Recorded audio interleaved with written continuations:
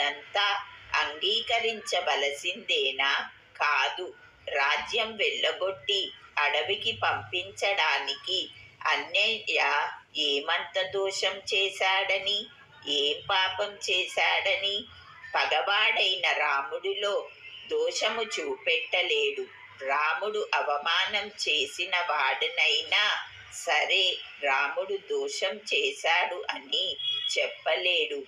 దేవ సమానుడు రాముడు, దాంతుడు, శత్రువుల్ని కూడా దయతో చూస్తాడు. ఇలాంటి కుమారుణ్ణి అకారణంగా ఏ తండ్రి వదులుకుంటాడు?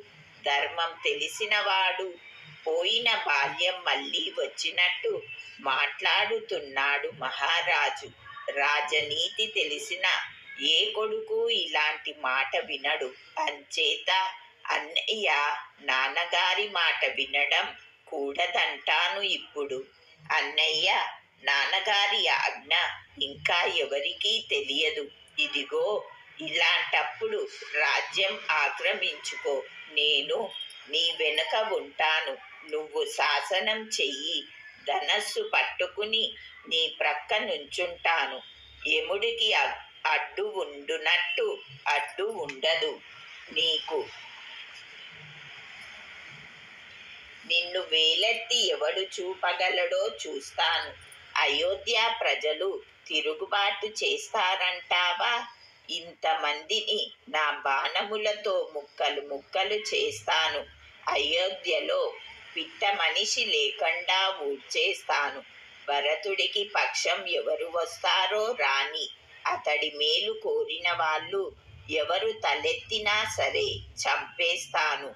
ఇనుం మెత్తగా ఉంటే పిల్లి కరుస్తుందట కనుక కఠినంగా దండన దానమే అవలంబిస్తాను.